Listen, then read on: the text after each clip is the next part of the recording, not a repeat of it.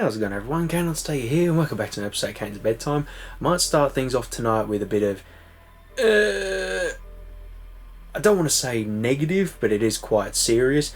Perth had been under lockdown for the past 2 weeks. We've had a positive reading of someone having COVID, and it just been a stressful or hell of a couple of weeks. We had the lockdown, and at work, because I work in aged care, as I've mentioned a few times, we've got to take that very serious. So lockdown, masks are back on, and when we think we're okay, the mask extension, it goes further. So, we're not going to end it today. It's going to be another week. So, oh boy, it's been very stressful. And yeah, it's just one of those things, unfortunately. You think, oh no, we're okay. Then, in one day, just things go wrong, and yeah, just got to move on, unfortunately. So yeah, hopefully very soon the restriction. I mean, we're not restricted to go anywhere. We just got to wear our masks. But yeah, not to be a little bitch, it is getting very boring, if I don't say so myself. So yeah, I thought I'll just get that out of the way quickly. It's been a hell of a couple of weeks, but tell you what, onto the fun stuff. In the last video, I am so pissed because as soon as I recorded that bloody episode, news come out the next day, Sony shutting down their servers, like for PS3 and all that. Literally the next day, Sony have changed their mind, they're going to keep the servers up. I'm like, made me look like a cunt, why don't you? But my what's the term? I still stand by what I said. It's just, so they say now, we're not going to shut them. But sooner or later they're going to say it again, and they're actually going to go through with it. I think they just did it this time because people were so surprised and caught off guard by it. So everyone was like, well, we need to get all these games and stuff. I want to make sure I got all the ones I've purchased downloaded and all that stuff. And the ones that I've wanted to buy, I want to buy now. So, I'm going to think it may have been a little bit of a PR stunt, if I don't say so myself, get everyone online and buy all these games. But I mean, it's positive news. I should say it's good to see that the servers are not going down. I should rephrase. The servers are up. They haven't stated they're going to shut them, but time will tell. Eventually, they will shut them down, and only time will tell. It'd be nice if they somehow made a cloud storage. Just make something where as soon as I boot my PS3 up, it'll connect and say, right, you want to install this game in our cloud, we've actually got the latest patch, because this is the thing I'm worried about. I don't want to suddenly play a PS3 game and I'm stuck with the broken version. But tell you what, I won't get into that again. I made my point in the previous episode, and yeah, moving on. I just thought I'd update. I mean, I'm not even kidding. It's like I said, as soon as I recorded that episode, literally the next day, Sony comes out saying, oh, we're not doing it. Talk about games. This might be the last time. Oh, actually, no, because I'll probably play it on the side, because I did really have a good time with it. Cyberpunk 2077. Finished. Hang on. Before I start, because I can't remember what I was up to in the last episode.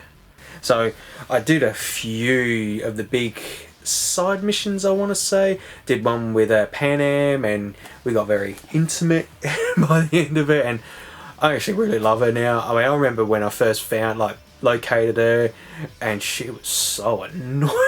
I was like, shut up. And now it's like, I would die for you.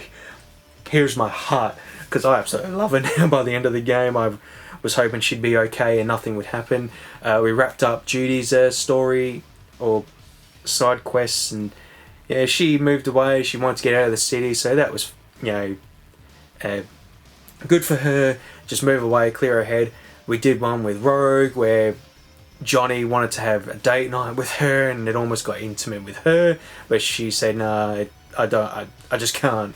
All that stuff. So yeah, we did all the major ones, and I think I did a couple of side things as well.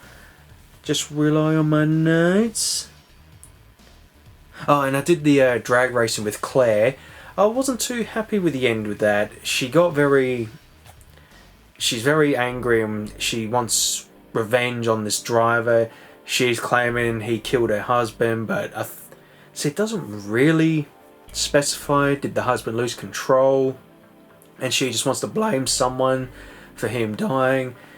And it got to a stage where we ran him off the road in the race and he's banged up and Claire has a gun pointed at him and we're trying to tell her, you don't want to do this, this isn't what your husband would want. When I think I finally got through to her, bang, just kills him, and then that's the end of that. I felt kind of dirty with that one. I mean, with all the shit in this game that happens, this one I just felt I didn't feel satisfied. I felt like Claire, I mean, she got what she wanted, revenge, but at what cost? That kind of thing. So yeah, didn't really like that one. I felt like I wish we could have a bit more sort of connection with her. Alright, you lost your husband, but now it's like, oh yeah, I'm done. Fuck off, V. Oh, this one was really cool. I nearly forgot. We brought the band back together. Oh, I forgot the name of the band now. The Samurais or something like that. Johnny's band, and got all the gang back together. Unfortunately, see, I hate this with quests like this where you had to choose one member and the other one wouldn't be part of the reunion, and in the end I chose this guy. He was very drunk and very down on the dumps. He was in rehab. We checked him out and he was feuding with this other member, and she's pissed because he filled her pool with concrete. I'm just trying to remember, but the two are fighting and can't stand each other, and Johnny tells us that you have to make a choice, V. Who do we side with? And whoever you side with, that person will go to the reunion concert with you, and the other person won't even bother. I think I let the dice roll determine my option, but in the end I'm actually glad I picked the guy who checked out of rehab, because it felt more important to him to do this, and the other member, she got a big fancy house, she's loaded, and she didn't seem to really care. And so in the end I'm actually glad, and it was really fun, that quest. It was really, really good. And see, I didn't complete the whole quest line for, I forgot their name, Derry. We found him first and he freaked out because he found out that Johnny is in our mind, and get the band back together kind of thing. So that was really fun. But yeah, there's side missions for him now, but I never recorded it. And what else is there? The final mission. So after all that, I had my feel for the game, did a lot of the side stuff, and I was ready to go through. So do the whole thing, go to the building and talk to what's-her-face who wants to stop her brother and all that stuff. And we end up, what's the term? We pass out.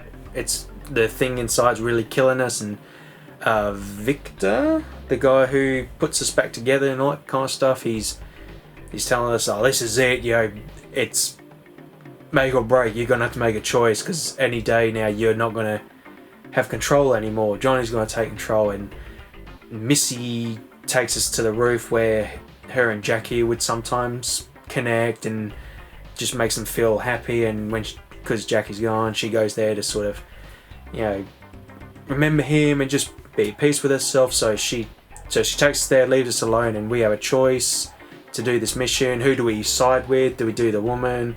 Do I take Pan Am and her crew with me? Do I do Johnny's idea and bring Rogue? And in the end I thought, alright, I'll let the dice roll decide. And I actually can't remember if I rolled for the final choice for this mission, because what ended up happening was threw the pill away, and I thought, oh, okay, so that's V wants to go in on his own. He doesn't want Johnny to help him. V is in this mess, he's got to get himself out. And I thought, alright, I'm hyped for that, that's really cool. And it was a really sort of bonding moment between him and Johnny. I hated your guts, but you're alright with me, you're cool. And the two just sort of shoot the shit, and it was a really nice, beautiful moment where we're looking in the city, and just very, very beautiful, and just basically preparing myself for the big mission. And then all of a sudden, And I'm like, wait, did he just shoot himself? And then the credits roll. And I'm like, no. I did not expect that. I was like, no, I didn't think that was going to be the choice. Because he was looking at the gun and I thought, no, he's going to use the gun and do it on his own. No, the choice was to blow his brains out. And I'm like, oh, fuck. And then the worst part, during the credits, everyone has done a video on the aftermath.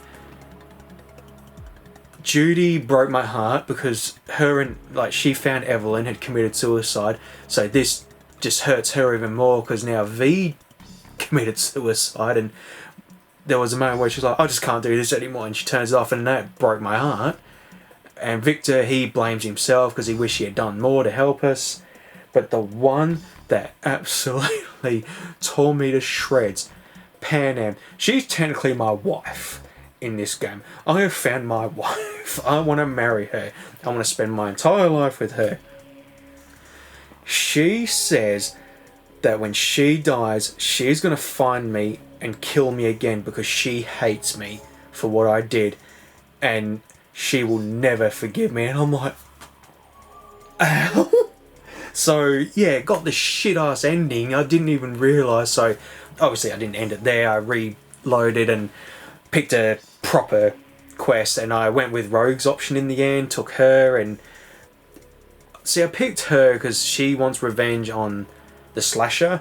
And so we're going through and infiltrating all that stuff. And what I was really bummed about, I was kind of seeing it happen. I should have probably said spoiler alert, but does anyone even care about this game? Not to, shit, because I had a really good time with it. But we finally got to the point of no return where the next room is where it's going to happen. We're going to try and get this thing out of our brain. Slasher comes through, stabs Rogue. She sticks a grenade in him and basically sacrifices herself and takes him out. Then the big battle happens, taking out Slasher and all that, and there's a really good moment where it's like finish him or take Rogue's gun, sorry, that was not proper, and shoot him in the head to, for Rogue. But what I'm really bummed about was just how Rogue was thrown away. She's so what's the term? Bent on revenge, and she isn't even the one to technically finish him off. It was her mission to do, and I hated the fact that she was just thrown away with a grenade explosion. Didn't even have 2 minutes to duke it out with him. He stabs her, boom, grenade, boom. So I was a bit bummed out with that. And then we get to the big moment where is Johnny gonna let V get out? Apparently it's too far gone. What's her name? Johnny's lover or girlfriend, who's now in the world, says to V, you're done. You're finished. There's no way of getting out. So V's distraught. He can't believe it. Did all this stuff to try and survive. And I felt really shitty because Johnny's obviously feeling really bad at this point. He wants to help. And the three options, one's like, V, don't worry. I will not let this happen to you. The second one is just let me think, V. And V's really gonna get out for Johnny. Fuck you, man. This is all your fault and all that stuff. And the third option is Johnny saying, you know what, V? Fuck you. And I picked that one because I thought the way it was going to be said was, fuck you, V. You are not giving up. No, basically it was to say, you know what, V? You're going to be like that. Fuck you. I'm taking over your body. So V at that moment's like, I can't believe this. This whole time I trusted you. And I'm like, no. So I thought I picked the bad option. So Johnny's going to kick him out and take over his body. But I was happy because then what happens is you can either take the left path or take the right path. Right path is you take over V's body, or Johnny takes over V's body and that's the end of it. V's gone forever.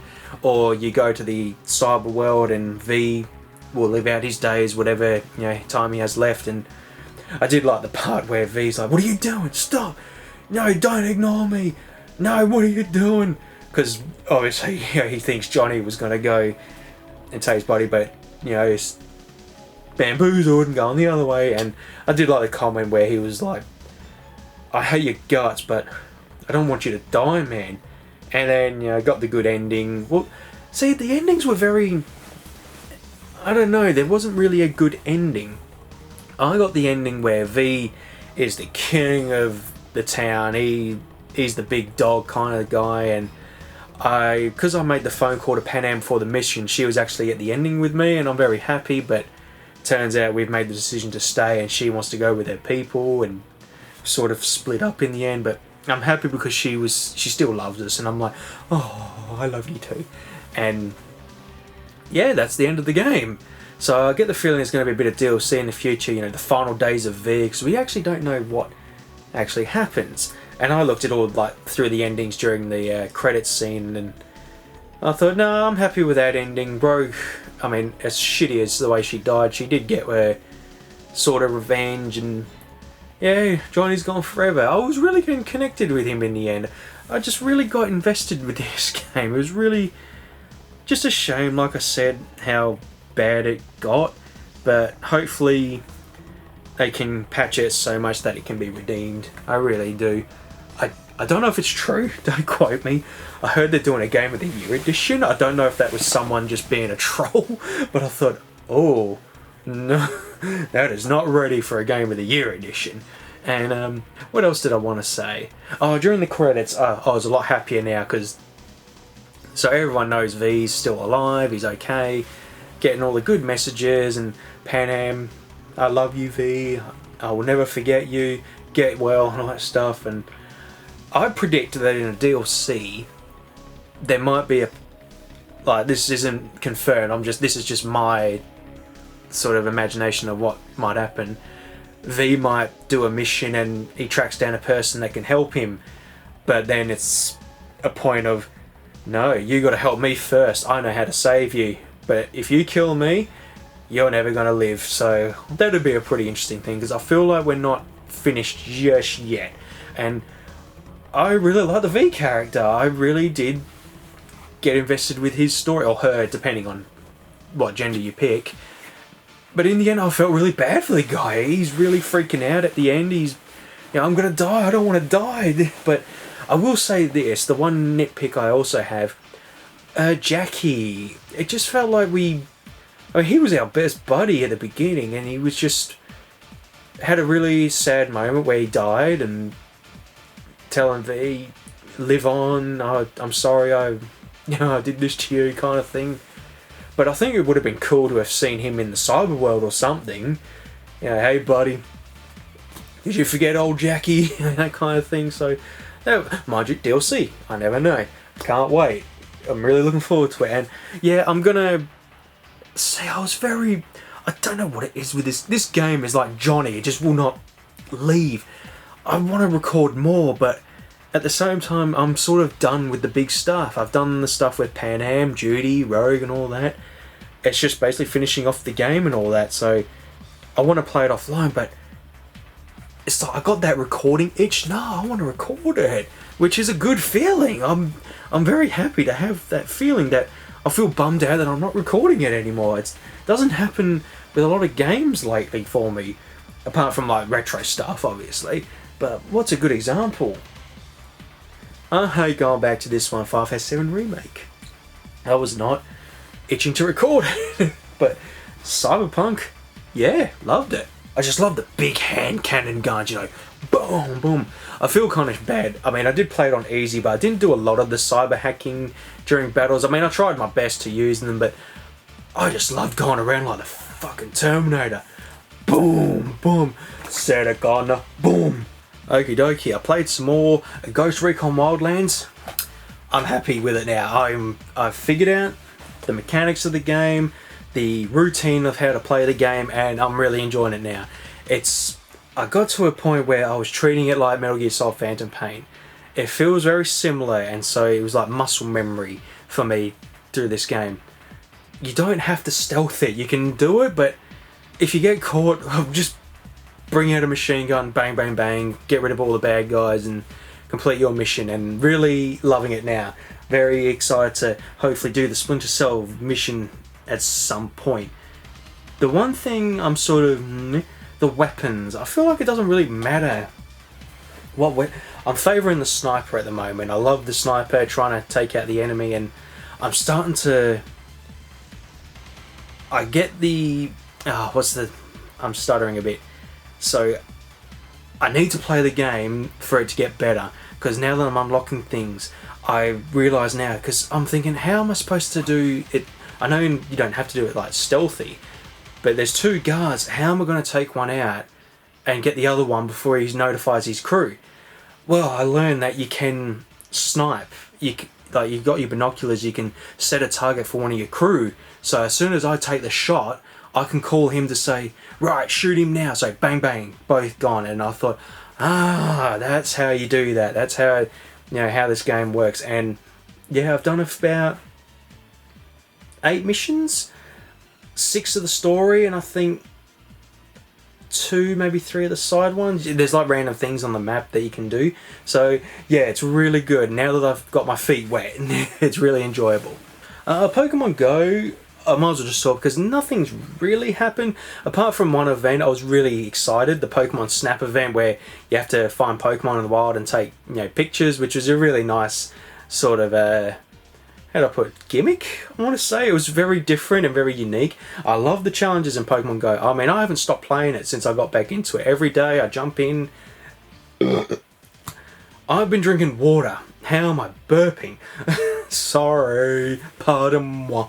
But yeah, I've really enjoyed that. Like I said, like the weekly events is what keeps me going. I've been playing it every day, going to the Pokestops after work, spin, catching Pokemon. And now that, like I said, got the 151, I'm just sort of chill with it now. I finally gave in. The make 3 new friends. I just need to make 2. And I don't know a lot of people in my sort of circle that still play the game, and the ones that I have already been added. So in the end, I just said, like, fuck it. I'm going to find a forum, and there's a really good one where it's updated like every second, where people will put a message down, oh, add me, I want to send gifts and all that stuff. So I said, right, fuck it. I'll add you, I'll add you. Finally did the make 3 friends task and moved on to the next section because it was just bugging me. And unfortunately, I got a bit stroppy because I removed them all because no one was sending... Actually, people were sending me gifts, but they weren't opening mine, so I could send another one. So I said, I'm not playing those games. So, because I got to do the send 151 for the shiny Mew or something like that, and I'm up to 60, but come on, I sent you a present. Open it. Alright, I've been playing a lot more Minecraft. I haven't been working on the Spencer Mansion. I've been working around on my home. The one thing that I really wanted, because I love the little pocket I've got. I've got like the big sort of hill-like thing, and then my house is there. Got a load of bamboo around, and trying to get as high as I can. And what I want to do is add water now. So I got water feature as like a waterfall through the bamboo, or behind the bamboo, and I just want. It feels like Sonic the Hedgehog when I'm doing it. I really want it to feel like I'm in the world of Sonic. It's one of those things that I've always been like. If I had to choose game like where to go and visit, it'd be Sonic the Hedgehog's home and all that stuff. And that's what I really wanted to do. Get a nice load of bamboo and sort of like pine trees, and then the water going through to make it look like Sonic. And very happy. I got it all set up. Now I just got to try and clean it up a little bit. So yeah, it's been bugging me for a while because I've been working on the mansion but not working on my home. And it's getting there. It's looking really cool. See, I want to record that while I'm doing it, but it's going to be sort of boring where I'm just, block, not really talking, that kind of thing. It's not really a game to sort of record solo, if that makes sense, especially building. If I set myself a task, say treasure hunting, that's fun to record, but building stuff is where it's like, yeah, I don't need to record that, but once I get most of it done, I'll do a KayneTopia episode, because it's been a while since I've done one of them. I forgot to say, Pokemon Snap 2 should be getting any day now. It was shipped last week. Come on, EB, I need my Pokemon. Alrighty, movies. Saw Godzilla vs. Kong again. Such a good movie. So I really enjoyed it the first time. See, me and Luke missed the first couple of minutes because it was so weird. Normally when the movie starts, they say it starts at 10. Really it starts at 10:30 because you have half an hour ads. But when me and Luke finally got in because it was school holiday, it had already started. I'm like, shit, we missed a bit. So we saw it again. We literally missed like 60 seconds where he scratched his ass when he woke up. So yeah, we didn't miss a whole lot, which was good. And yeah, just as good as the first time. It's just a movie for me is just what it's supposed to be. It's two monsters fighting each other, two titans. That's what I want. It's the perfect movie for me to watch, and I can't wait for it to come out on Blu-ray because I'll be picking it up and just watching it over and over again. And yeah, look forward to the next movie, hopefully. Just a quick one. Some images of Sonic the Hedgehog 2 movie coming out. Knuckles is going to be in it, which I'm very excited. He's my favourite character in Sonic the Hedgehog. He's my #1, which I feel bad. I've got a couple of little figures, but just not some really, you know, really nice or even a statue. I'm really bummed out I haven't got one yet. But yeah, cannot wait for that movie because I absolutely love the first one. Okay, me and Luke were so excited, and it's amazing because we saw this movie and then literally the next day the lockdown happened, so I'm glad we managed to see it before, you know, possibly missing out. We saw the new Mortal Kombat, and I believe I talked about it in the last episode where, hang on, I just need a quick drink of water. Throat's getting a bit dry. My throat's been okay, I'm finally on top of it, but they're doing a controlled burn, so there's a lot of smokes now. It's Right, that's better. So, in the last episode I talked about the Mortal Kombat movie, and yeah, I wasn't too excited for it. I thought it's, you know, I'll go and see it, big fan of Mortal Kombat, and it'd just be a nice sort of movie just to sit and watch. Fucking loved it. I had a great time with this movie, and Luke, it was Mortal Kombat. There was a few things I'm not a big fan of, but honestly, it was just a fun movie to watch. Absolutely loved it. It was bloody, it was gory, and I was right about sort of the lore part. If you don't know the basics, you're not gonna really understand what's going on with the movie. It's like the Sub-Zero versus Scorpion feud that's been happening since the beginning of Mortal Kombat. If you don't know, it's going to be hard for you, but they do try and do a good job of explaining most of the key points of the movie. There's like 1 minute where the Elder Gods with the tournament, they do a good job of explaining that you know, Earthrealm for almost 10 years, or was it just 10 tournaments? Oh god, talking about lore, I can't even remember, but one more tournament they lose. Outworld? Oh my god, I've gone blank. Shang Tsung and his crew are going to take over Earthrealm, essentially, basically. And yeah, it's very fast-paced, I will say that, but I didn't feel out of place. I just had such a good time with the movie. Kano was gold in this movie. The actor just nailed him. He was really funny. Just the moments with him. I think one of my favourite moments, or me and Luke's couple of favourite moments was, I don't know if it's because see, I know we're not Aussie, we weren't born here, but we moved here when we were 2 years old. I'm now 30, so I'm more Aussie than British. You gotta, if you're Aussie, you just kind of get the humour from Kano. The cinema just burst out laughing every time this guy spoke. It was just very hilarious. I loved one of my favourite moments was when, so I should probably say, so I was a bit bummed out with the birthmark. I thought, oh, it's going to be one of those things. I actually like what they're doing. It's the mark of the chosen ones. If you don't have the mark, you can't be in the tournament. And there's a couple of moments where, so Sonya, this is going to be spoilers, I should probably say again, Sonya doesn't have one of the marks, so she can't technically fight in the tournament. So Raiden acknowledges this, you're not worthy, fuck off, you know, that kind of thing. And when that's revealed, because Kano and Cole, I forgot to mention Cole, you know, new character, Cole and Sonya try and find where they need to go to sort of stop this madness, and because Sonya hasn't got one, she's not worthy, and Kano basically just burst out laughing in the cinema. Oh, fucking whoops. Just, oh, it was so funny. And then one of my favourites, and the whole cinema, I'm not even kidding, just burst in laughter. When I really like this, so if you got the mark, you find your power within. So Liu Kang can shoot fireballs. Kung Lao can teleport and all that. So you got the mark, you find your inner power. So they're trying to teach them, like Kano and Cole, because Cole's got the mark, how to get their inner powers, and it's not working. And then one part, the dinner scene where they're pissing off Kano because he's being a... God, I'm so burpy. Damn. And Kano's just being a shitbag to be a shitbag, and so Liu Kang and Kung Lao are mocking him, making fun of him, making an angry rabbit joke, which is an Easter egg to the animality of Kung Lao being the rabbit, I think. My lord, shit, fuck. Can't remember. And so Kano's getting obviously pissed off. I don't need you, fuck you, and all that stuff. And then his eye starts to glow and he shoots out a laser, like he shoots lasers out of his eye. So that he got his power, so he's like, oh, that's better than fireballs, you pussy. And I was just like, oh man, it was really funny. And yeah, it was a really good movie, just had a really good time. And I even like the Cole character.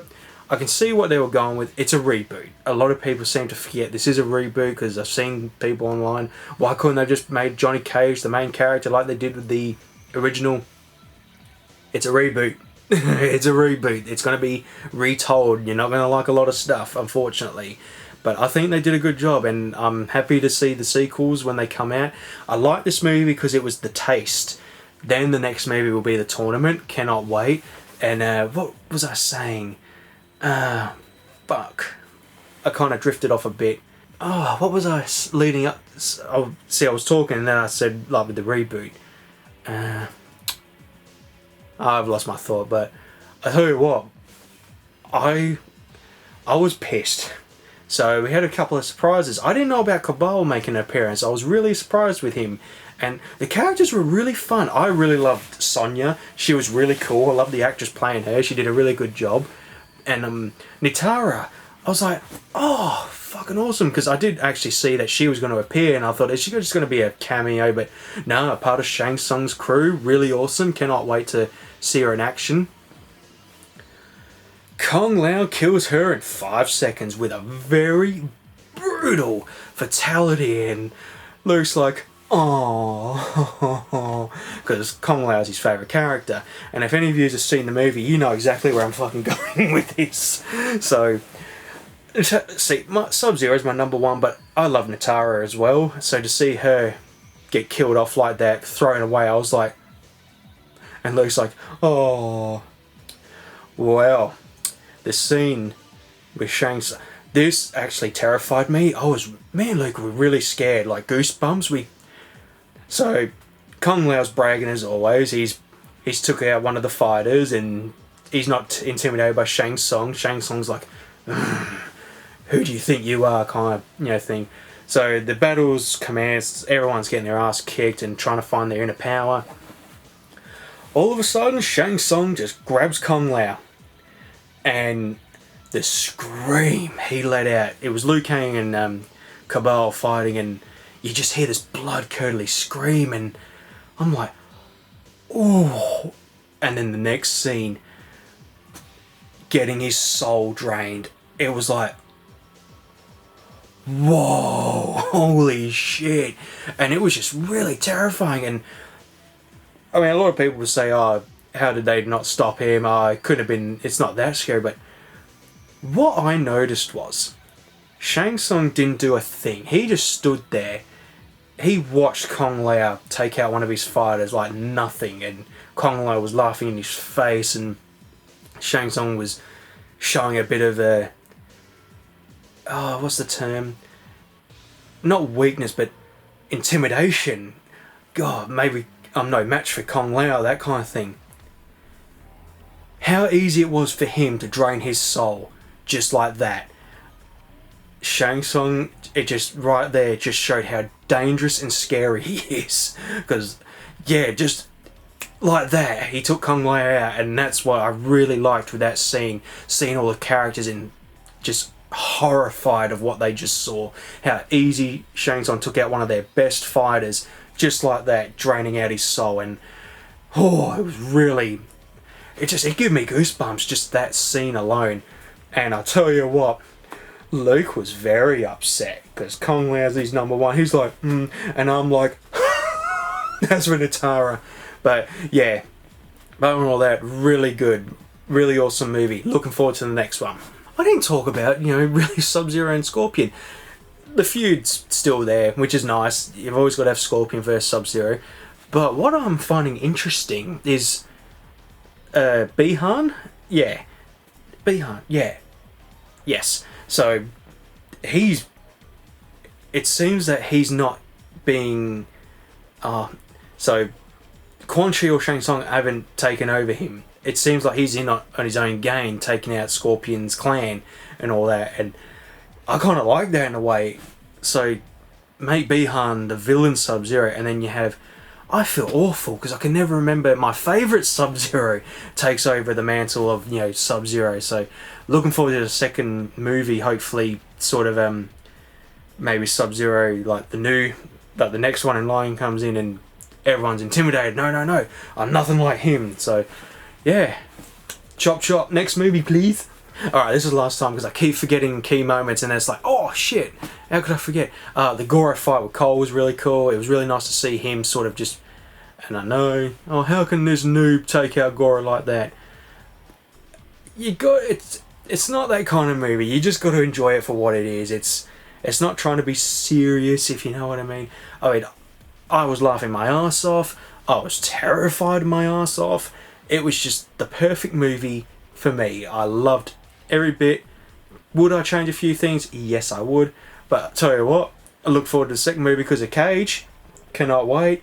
And if it's not The Miz playing him, no deal. No deal. And just while on the subject of Cole, I like the character. I can see where they were going with him. I think this was the point I was making earlier. I can see why they wanted to make sort of a whole new main character. Who's your favourite Mortal Kombat character? Mine's Sub-Zero. Luke's is Kung Lao.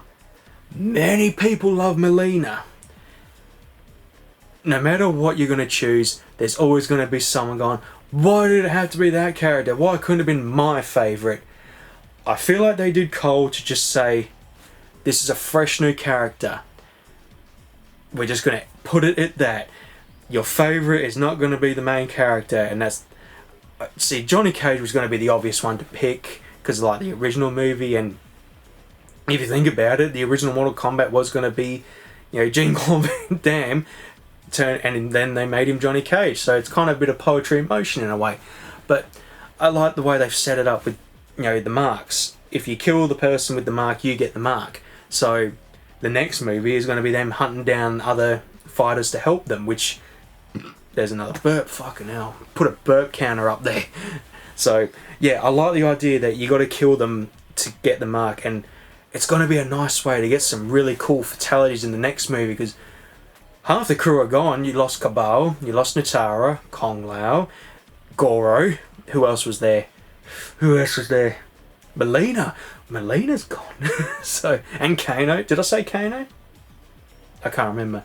So, I get the feeling Kano's not dead. They're going to bring him back. He's going to have the plate in his eye. But I think what they're going to do is have random people have the mark. So then we're going to see some hopefully cool fatalities in the next movie instead of killing off the main characters. Cannot wait. That's the last time. I promise. Alrighty, time for some TV. I watched a couple of episodes of a few things. Sopranos, X-Files. I even got a South Park episode in. And there was something else I watched as well. So I might try and make this more quickly instead of talking about each episode in depth. So with Sopranos, episode 9. Oh, this one really...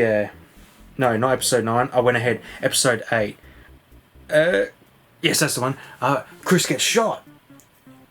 Two guys that he was working with, they were pissed off because they're sort of down in the ranks and, they're not going to get anywhere, so they end up trying to kill him, and I thought it was going to be a dream, but it wasn't, because there was a moment in season 1, if I remember, where Tony's our psychiatrist, had a dream that he died, and I thought, oh, it's a dream, but no, he almost dies, and I thought, holy shit, that's intense. And then Tony and Carmela don't want Meadow going to this college, but she wants to go.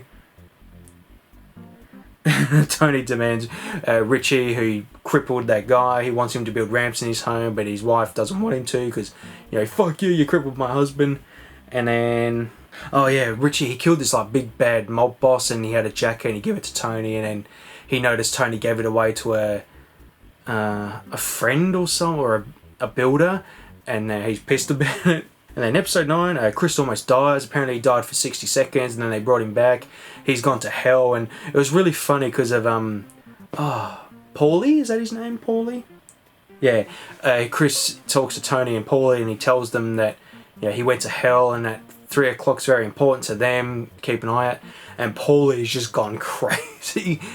What did we do at 3 o'clock? Did I kill someone? Is someone going to kill me? What does this all mean? And he ends up going to a medium to try and figure out what's going on, and apparently the medium's talking to this guy he whacked years ago, and he's just freaking out about it. He's like,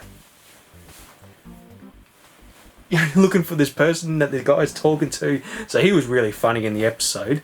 And what else happened? Tony and Uncle P, they locate the shooter, and he's dead. No matter, they do the whole, hey, it's okay, we just want to talk. And he's pissing himself, he knows what's coming, and then they just shoot him and take him out, revenge for Chris.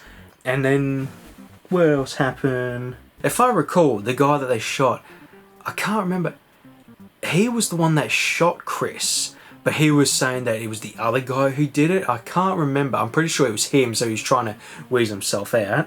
And then apparently, is that her name? I keep putting down Carmela. Is that the wife's name?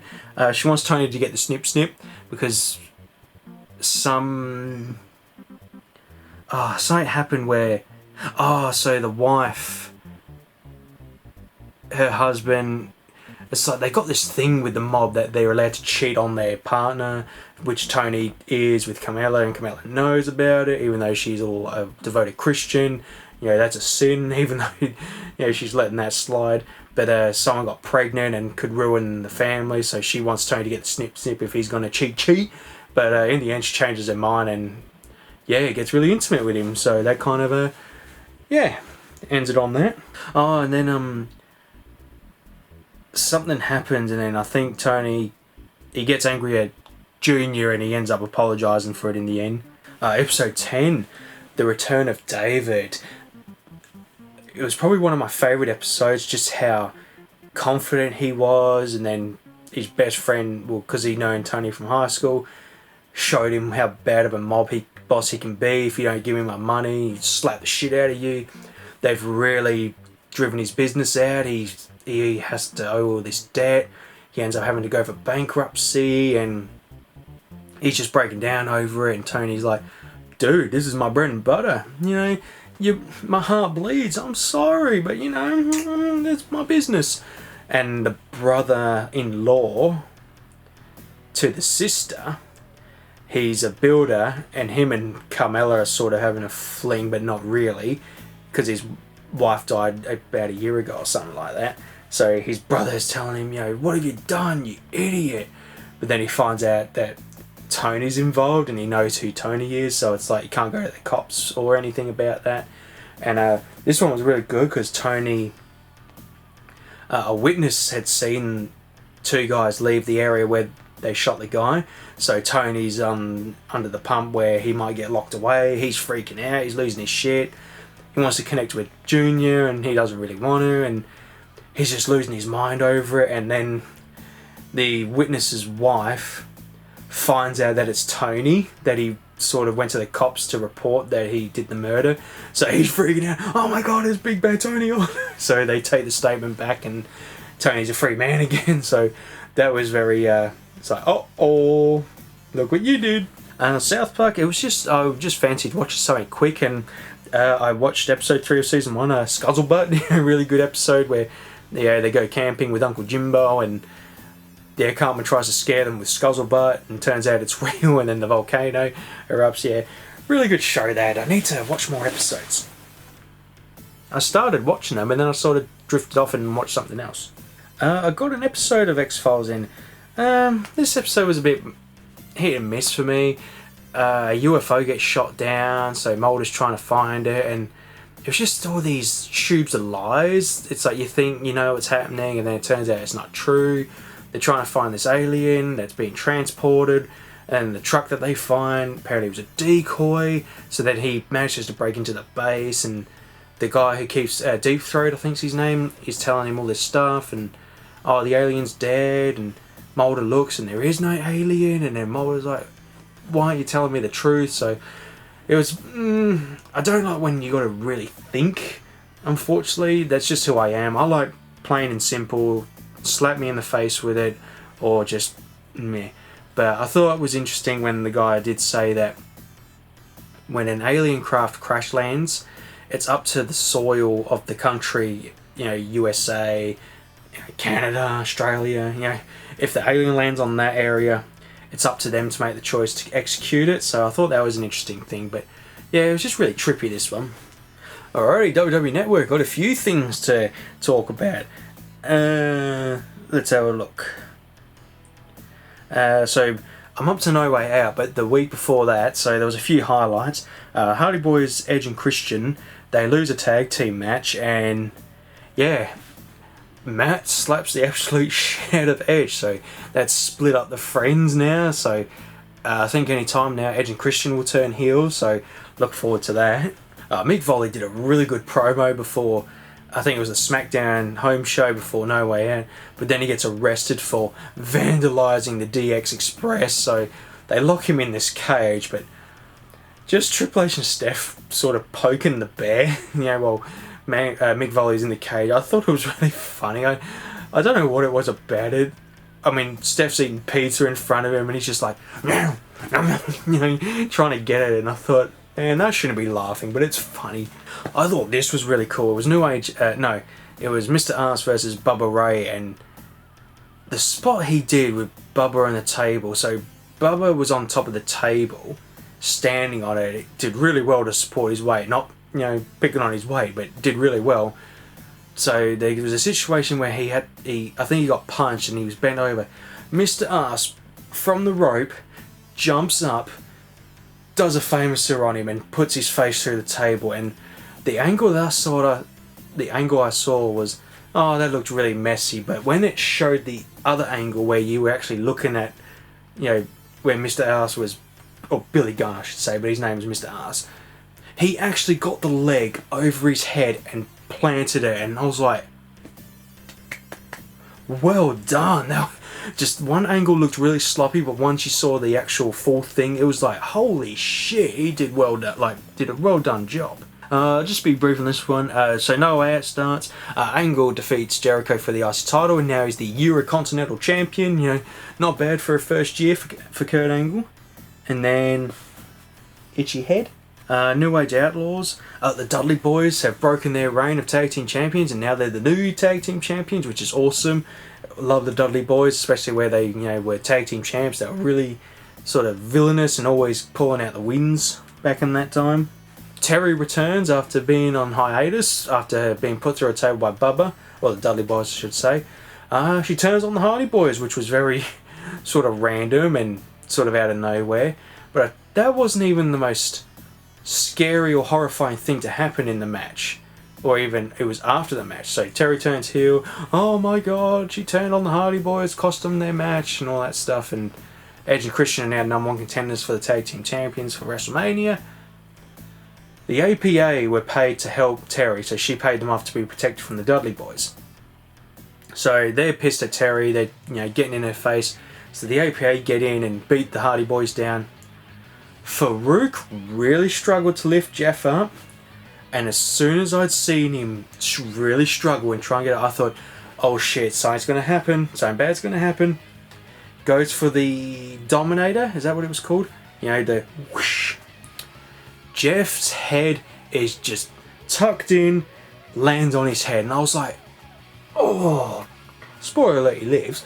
But because I was doing my exercise and I'd seen it happen, I actually went, oh, because I thought, holy shit, and I could tell Farouk was like, oh shit. But obviously Jeff's okay, but oh, that was very scary. Alrighty, on to the books. read some more Rising of the Shield Hero. This one, it was actually quite funny to begin with. So at the end of the last chapter, the group, they keep giving Hero such a hard time. You know, one of them hates the fact that he's got, you know, servants. He doesn't like the way he's treating Philo. I think that's her name, Philo or Philo, can't remember. He accidentally calls her fat because she's a fat chicken, but he didn't realise it was her. He thought it was just some random, you know, chicken. So she takes him out, you know, after he called her fat, you know, very rude. And yeah, Hero's angry at the girl who's the sister, and she's the royalty. He's pissed that he lied to him and hates the entire bloodline. Later he learns his crew's forbidden from leveling up anymore in that certain area, but if they went to a different area they can. So yeah, that's a bit of a downer. But a group of soldiers want to help Hero for the next wave of attack, and he didn't think they were being serious, but turns out they want to help him. So yeah, that's going to be a very interesting chapter, and that's all I've read so far. Alright, I read some more Jurassic Park. This chapter was so good. I really enjoyed this one. It was very heart pumping and sort of oh shit, oh shit, oh shit. So the T-Rex is knocked out from the dart, even though we thought Muldoon missed. Turns out he did hit her and gone to sleep. So the crew in the lab, they find out that the power isn't on. It's on, but it's turned off in certain areas, especially when they switched it off or reset the whole thing. So they're trying to get it all back on, but just the where do I even start? So they find out the raptors are loose, so you just know shit's gonna hit the fan. So Arnold leaves and he gets to the station, and he can't see. He forgot about his torch, and so he knows he can get some light through the door, so he leaves his shoe to leave the door open, and I'm like, oh, we know what's gonna happen. The door closes, he turns around, a raptor has joined him, and you all know what happens next. That's it for him, he's gone. And also, Muldoon is attacked. So what had happened, he seen that Arnold was about to be attacked, and he got the raptor's attention. So they, I forget his assistant's name or his helper, he runs away and gets away, but the raptors are on Muldoon. He gets his ankle, I think, hit, and he manages to get into a drain, and he's stuck there. But the raptors are, you know, so they poking their heads through to see him, and it's like, oh shit. But that was a very scary chapter, especially for Arnold, because even though I know what's going to happen, just as soon as he took that shoe off and left the door open, I'm like, no, you're going to die. Oh, is his name Durano? I just noticed. So he actually goes in as well behind Arnold later when he gets to the station, and he's jumped by the raptor and he's fighting it off, but we don't know what happened yet. He's still sort of stuck in that moment, and he thought he was okay because I think he knocked it off a railing and it broke its foot, but it got on him instead. So yeah, I think that's his name, Durano. Right, with Godzilla vs King Kong, picked up a book of Kong before the events of the movie, and Luke got the Godzilla one. I wasn't too impressed, I'm not gonna lie. Don't get me wrong, the parts with Kong were awesome, and seeing the animals on Skull Island were really cool, but it was more human stuff. It was, so there's a pilot or a soldier, and she's got, you know, PTSD because the mission happened with a Titan, and a friend or girlfriend, I can't even remember, girlfriend or just close friend was almost killed, and so she's always having panic attacks in the middle of the mission and all that stuff. But it's like, I bought a book about Kong, I want to see Kong, and don't get me wrong, yeah, you do see him and takes out the Titan that's giving everyone grief and all that stuff, but I don't think anyone even dies in this book. There was some close calls, but I don't think anyone did, and even with the monsters that you saw, everyone was safe, so bit disappointed with it. I was really excited for it. I had this sitting next to me, and I didn't think to bring it up when I was talking about the Mortal Kombat movie. In the last episode I showed my Sub-Zero figure that I repainted, and looks really awesome. Still looks good, the paint's holding up well, and I was very happy with it in the end and how he looks. And I'd said that I wanted to do another one at some point, and I'm ready to do another one. I picked up a katana figure because what I want to do, so Sub-Zero is my favourite sort of ninja character. There's people who love Scorpion, there's people who love Reptile, Ermac. Everyone has a favourite ninja. With the ladies, like Katana, Melina, Jade, Tanya, Scarlet. Jade is my favourite out of that group. And there's never really been a figure for her. I'm a little bit bummed out about it. And then after I finished my Sub-Zero figure, I thought I might give it a go. I picked up this one because blue might be an easier way to get some green on, and I'll try and paint a Jade figure and make my own custom version. And I'm really excited. I was very happy with the way Sub-Zero turned out, so hopefully I can, pull it off with this figure as well. It's just, yeah, I mean, they have released some figures in the time, like back in the day, but just not some really, updated ones for Jade, and I'm a little bit bummed out because, like I said, she is my favourite out of that group. Like the ninjas for the, Sub-Zeros and all that. You got your ladies in the, with the masks, and yeah, just bummed out we never really seen a proper Jade figure, and that's going to change hopefully soon. I'm trying to figure out the best how to get a staff. I did win a very cheap Darth Maul figure because all I want is the staff. I think I want it for about $14. It's just loose. Like I said, I just want the staff, and yeah, hopefully it's big enough. And then I realised, oh, Donatello would have been a good one, from Ninja Turtles with his stick, just painted. I thought, oh shit, never even thought, but I'll work it out somehow to give her a staff, and yeah, can't wait. Alright, when I say the best for last, just talking about Mortal Kombat and all that, I'm very excited to start a new series. I've got so many things I do.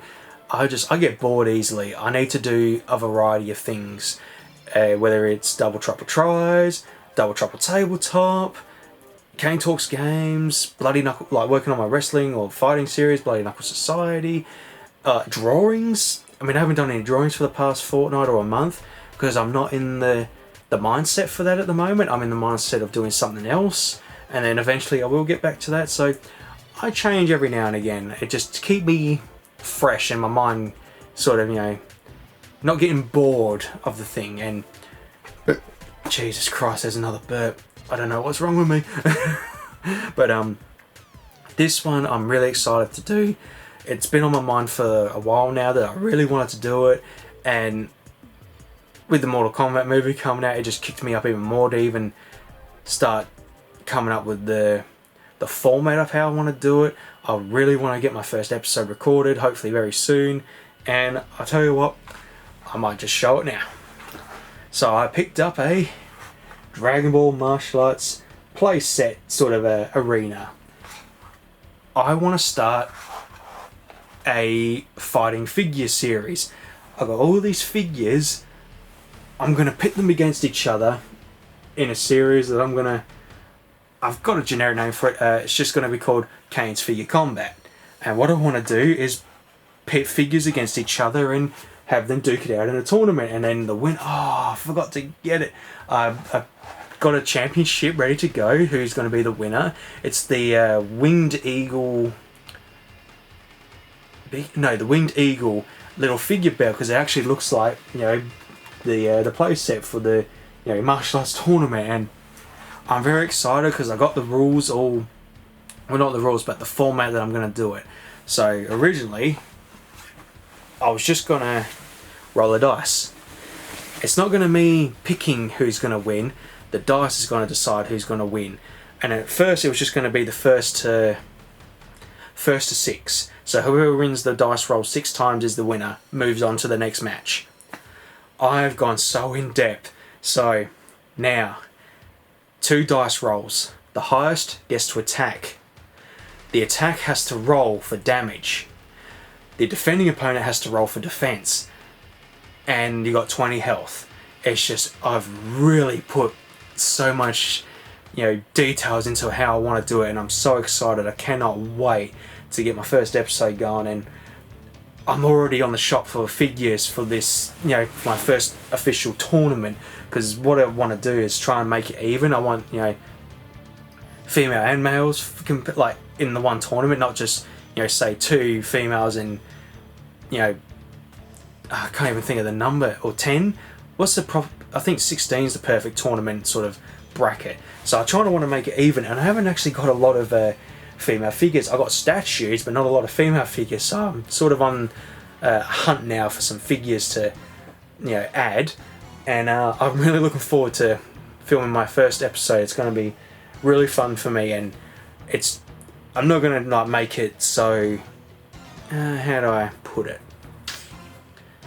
It's not going to be, you know, wham bam effects, special effects. I'm just going to have the camera pointed at the stage, the 2 figures fighting, rolling the dice. Because what's really cool, I can't reach. So with the martial arts tournament, there's a plate that you can actually swap out, and it looks like someone's been driven into it. It's going to be a perfect spot to put the dice, you know, to roll the dice in and see who's going to be the one to attack. And I'm just looking around thinking who's going to be in the first official tournament of Kayne's Figure Combat. Cannot wait. Hopefully this week. I bought a load of dice because I want to sort of, because I got my D&D dice there, but I want some sort of like gimmick dice. So Sub-Zero, for example, was going to have a blue one for his health. You know what I mean? That kind of thing. So yeah, as soon as I get all that, hopefully I can get my first episode recorded this week. And I tell you what, I need to hurry up and paint Jade. She could be, you know, debuting in the first ever tournament. It's going to be really awesome. Cannot wait. Alright everyone, that's the end of this episode of Kayne's Bedtime. Thank you all for watching, and you all have a good night.